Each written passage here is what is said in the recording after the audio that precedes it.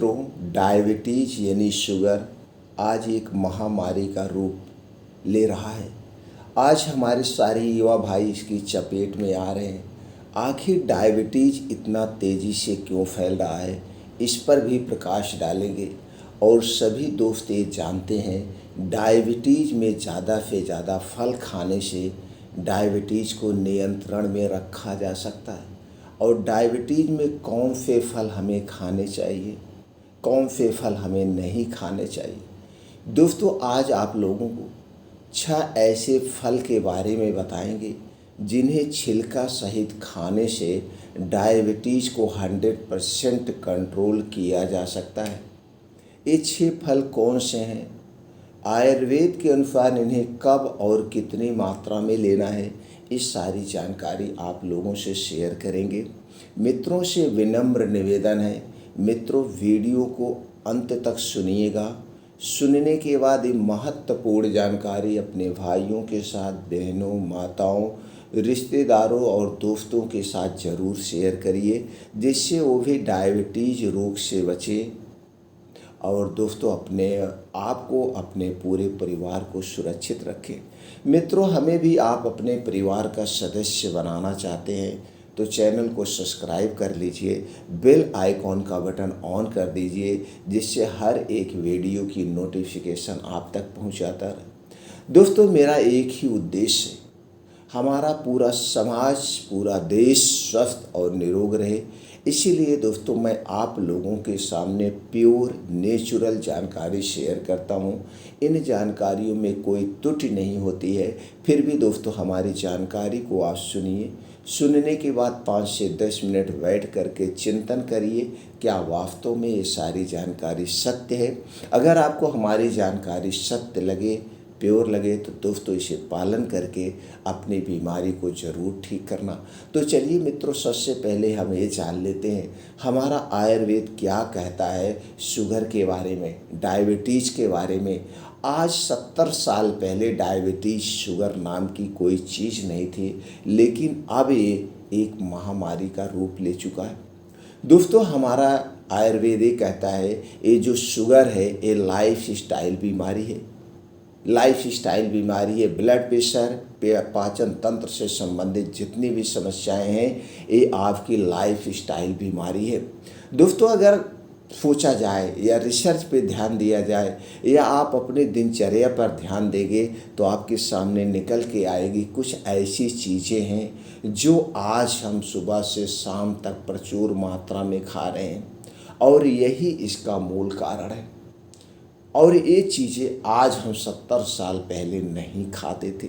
जिनमें से सबसे खतरनाक चीज़ है दोस्तों, वो 3 चीज़ें हैं, और 3 चीज़ें से बनी हुई चीज़ें हैं।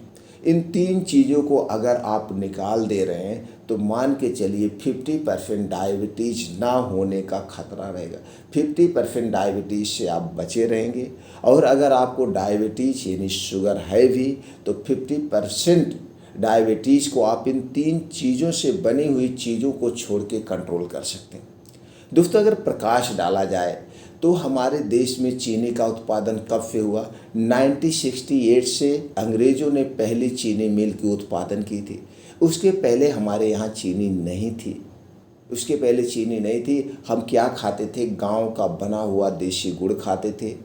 गुड़ में कैल्शियम और आयरन मिलता था, जिससे हमारी हड्डियाँ, मांसपेशियाँ मजबूत होती थी। और दोस्तों, राब खाते थे, यानी कि गुड़ के बनी हुई चीज़ें खाते थे। दोस्तों, चीनी भी तो बनता गुड़ से ही है, लेकिन इसमें 23 प्रकार के केमिकल डाले जाते हैं। कुछ इसमें प्रोसीजर किया जाता है। जिस केमिकल में दोस्तों एक केमिकल होता है गंधक, गंधक यानी फास्फोरस, वही फास्फोरस जो गोला बारूद में यूज होता है। तो दोस्तों, ये गंधक क्या है? एक एसिडिक प्रोडक्ट है।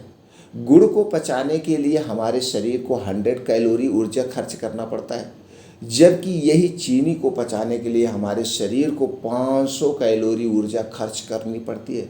यानी कि चीनी एसिडिक प्रोडक्ट है, चीनी जल्दी से नहीं बनती। पहले क्या था? पहले मैदा नहीं था। जो कुछ हमारे घर में बनता था वो किससे बनता था? दोस्तों, वो सारी चीज़ें गेहूं के आटे से बनती थी। आटा सेफ होता है, और आटे से ही दोस्तों मैदा भी बनता है, लेकिन मैदा बनाने के लिए प्रोसीजर किया जाता है और गेहूं के ऊपर की जो लेयर होती है जिसमें फाइबर पाया जाता है उसे निकाल लिया जाता है, प्रोटीन को निकाल लिया जाता है और इस मैदे को वॉश किया जाता है क्लोरीन गैस ऐसे बहुत सारे केमिकल से, जिससे दोस्तों ये मैदा क्या हो गया, हमारे लिए एक पॉइजन का काम हो गया। और आज मार्केट में जितनी भी चीज़ें बिक रही है लगभग मैदे से बनी हुई है। और अगले चीज़ पे अगर हम ध्यान देते हैं वो है रिफ़ाइन किया गया तेल, और ऊपर से मार्केट में एक और तेल आ गया डबल रिफ़ाइन किया गया तेल, एक और तेल आ गया इससे भी खतरनाक तेल जिसे खाने से कैंसर हो रहा है, वो है पामोलिन ऑयल। ये 3 तेल पहले नहीं थे। पहले हम क्या करते थे, शुद्ध सरसों लेते थे, देसी चक्की पे जाके उसका तेल निकलवाते थे, उस तेल का प्रयोग करते थे और घर में पर्याप्त मात्रा में घी होता था अपने घर का, उस घी का हम प्रयोग करते हैं। लेकिन आज क्या हो गया है दोस्तों, आज लोग बिजनेस कर रहे हैं, हमारे स्वास्थ्य के साथ खिलवाड़ कर रहे हैं। कोई भी चीज़ ऐसी नहीं है जिसमें मिलावट नहीं हो रही है, तो हम लोग क्या करें, बीमार होने का सबसे बड़ा कारण है। तो दोस्तों इस मिलावट खोरी भरी ज़िंदगी में, मिलावट खोर भरे समाज में हम अपने आप को सुरक्षित रखने के कुछ न कुछ तरीके खोजते रहते हैं।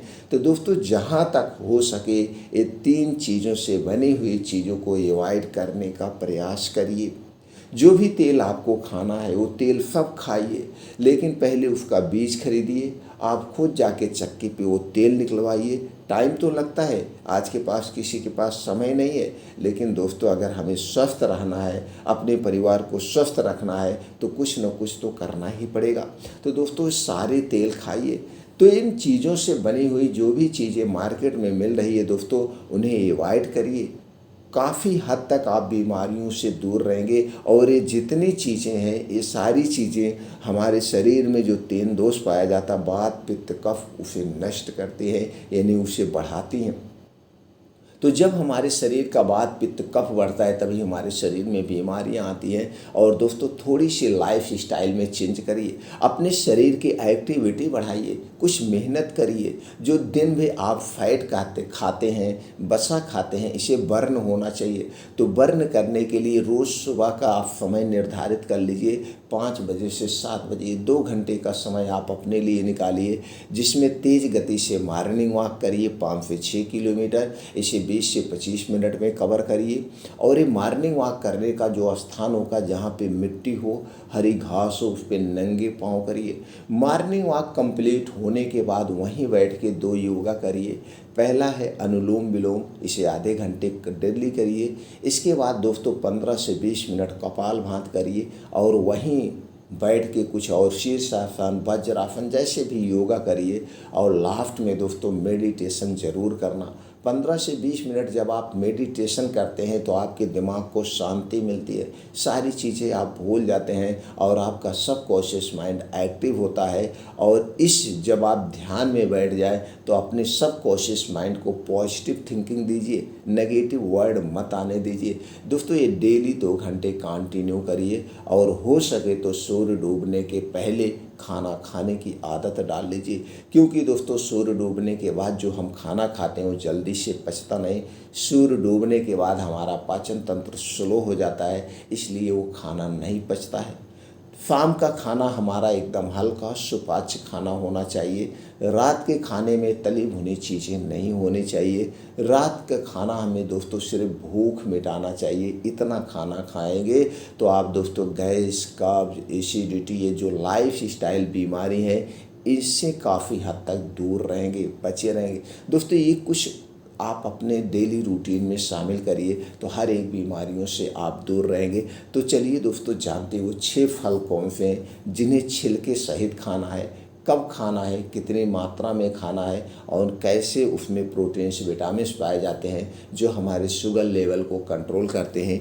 तो उसके बारे में जानकारी शेयर करते हैं। मित्रों सबसे बड़ा बढ़िया फल है वो है अमरूद। अमरूद डायबिटीज़ रोगियों को अमरूद ज़रूर खाना चाहिए। दोस्तों अमरूद में ऐसे गुण पाए जाते हैं जिससे हाई ब्लड शुगर कम हो सकता है। कुछ लोग अमरूद को छिलका हटा के खाते हैं जो गलत है। अमरूद छिलके में भी फाइबर और कई ऐसे पोषक तत्व पाए जाते हैं जिससे डायबिटीज़ कंट्रोल करने में मदद मिलती है। दोस्तों यह antioxidant, calcium, iron, phosphorus, zinc जैसे बहुत सारे इसमें तत्व पाए जाते हैं। दोस्तों आपको मार्केट में कई टाइप के अमरूद मिलते हैं। एक गुलाबी अमरूद अंदर रहता है, एक सफ़ेद रहता है और एक बड़ा बड़ा कलमी अमरूद रहता है जिसे, और दोस्तों देसी अमरूद होता है, सबसे बेस्ट देसी अमरूद होता है। इसे छिलके सहित खाइए, इसमें कोई केमिकल नहीं डाला रहता है। लेकिन दोस्तों जो मार्केट में बड़ा बड़ा अमरूद होता है इसे स्टोर भी किया जाता है। इसके साथ दोस्तों इसको उत्पादन करने में, इसे सेफ रखने में कुछ कीटनाशक भी पड़ते हैं। तो दोस्तों इसे लाइए, अच्छे से पहले धुल लीजिए, धुलने के बाद अमरूद छिलका सहित खाइए और प्रयास करिए गांव का देसी अमरूद खाने का। अगर आपके घर पे अमरूद का पेड़ नहीं है दोस्तों, अमरूद का पेड़ लगा लीजिए। ये जो प्रकृति के फल फूल हैं ये हमें बहुत सेफ रखते हैं, हर बीमारियों से दूर रखते हैं। दोस्तों अमरूद का पेड़ ज़रूर आप घर पे लगाइए। दूसरा फल है दोस्तों जिसे हमारे पाचन तंत्र के लिए, हमारे स्वास्थ्य के लिए बहुत महत्वपूर्ण माना गया है, वो है दोस्तों सेब। दोस्तों आजकल ज़्यादातर लोग सेब को छिलका हटा के खाते हैं, जबकि हमें इसे छिलका हटा के नहीं खाना चाहिए, इसे छिलके सहित खाना चाहिए। छिलके में फाइबर, एंटीऑक्सीडेंट जैसे बहुत सारे तत्व पाए जाते हैं। और दोस्तों ये जब भी सेब खाएं, ये मौसम के हिसाब से खाएं, दूसरे मौसम में ना खाएं। अब मौसम के हिसाब से खाएंगे तो आपको ताज़ा फल मिलेगा, स्टोर वाला फल नहीं मिलेगा, और हमें स्टोर वाला फल नहीं खाना चाहिए। तो ताज़ा फल मिलेगा और सस्ता मिलेगा।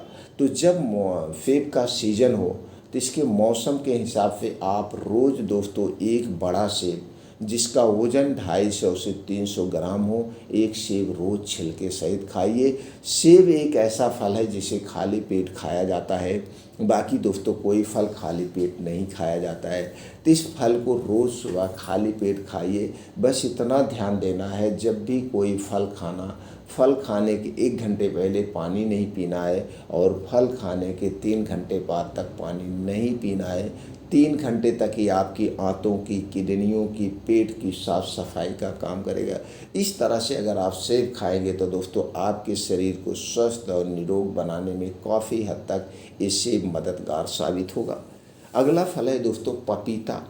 पपीता डायबिटीज़ मरीज के लिए बहुत ही फायदेमंद है। पपीता में एंटीऑक्सीडेंट, फाइबर, एंटी डायबिटिक गुण, एंटी इन्फ्लामेटरी, एंटी वायरल बहुत सारे ऐसे तत्व पाए जाते हैं। कैल्शियम, आयरन से भरपूर है। बहुत सारे प्रोटीन्स पाए जाते हैं जो डायबिटीज़ को कंट्रोल करने में मदद करते हैं। दोस्तों हमें पपीता कब खाना चाहिए? दिन में खाना चाहिए। जब भी कोई फल खाना दोस्तों दिन में खाना, रात में फल नहीं खाया जाता है। एक दिन में हमें कितना पपीता लेना चाहिए दोस्तों? 200 ग्राम से 300 ग्राम के बीच में आपको पपीता लेना चाहिए। बस ध्यान दीजिएगा। ये पपीता 2 टाइप को आपको मार्केट में मिलता है। एक मिलता है जो ये दोस्तों इसका बिजनेस किया जाता है, बड़ा बड़ा सा होता है, देखते पेपर में लपेटे रहते हैं, ऊपर देखते हैं आप काला काला छिलका, उस पे काला काला टाइप में बना रहता है उसके छिलके। तो इसे आप छिलका सहित मत खाइए, ये नुकसानदेह है। ये स्टोर किया हुआ होता है और इसकी खेती होती है, और जिसकी खेती की जाती है उसके रख रखाव में कोई ना कोई केमिकल का प्रयोग होता है। दोस्तों छिलका सहित वही पपीता खाना है जो आपके घर हो, देसी पपीता हो, उस पर कोई केमिकल नहीं पड़ता है, कोई दवाएं नहीं पड़ती हो, प्योर नेचुरल होता, उसको छिलका सहित खाइए। और वो पेड़ में पका होता है, और जब पेड़ में पकता है दोस्तों उसको चाहे आप 1 हफ्ते तक रख देंगे, चाहे 10 दिन तक रख देंगे, उस पर कालापन नहीं आता, वो पीला का पीला ही रहता है। लेकिन जो आप मार्केट में पपीता बड़ा बड़ा सा देखते हैं, उस पर अगर आप घर पे ला के रख देंगे 2 से 3 दिन में वो सड़ जाएगा, क्योंकि वो केमिकल से पकाया जाता है। तो इस पपीते को छिलके सहित नहीं खाना है। आपके घर का जो पपीता उसे लीजिए। दोस्तों पपीता एक ऐसा पेड़ है जो दोस्तों एक ही साल में फल देना शुरू कर देता है। दोस्तों मार्केट से पपीता का पेड़ लाइए, अपने घर में घर के आसपास दोस्तों इस पेड़ को लगा दीजिए। 1 साल में फल देना शुरू करता है। 2-3 टाइप के पपीता लगा दीजिए, एक में से फल ख़त्म होगा, दूसरे में निकलेगा, और बहुत फलता है दोस्तों। एक ही फल से आप पूरा घर में खाइए, एक ही पेड़ से। तो तो दोस्तों वो देसी पपीते को छिलके सहित खाना है। बस ध्यान देना यही है, जब भी कोई फल खाना, जैसे हमने पहले बताया, फल खाने के 1 घंटे पहले और 2 घंटे बाद तक कुछ नहीं खाना पीना है। अगला फल है दोस्तों अंगूर।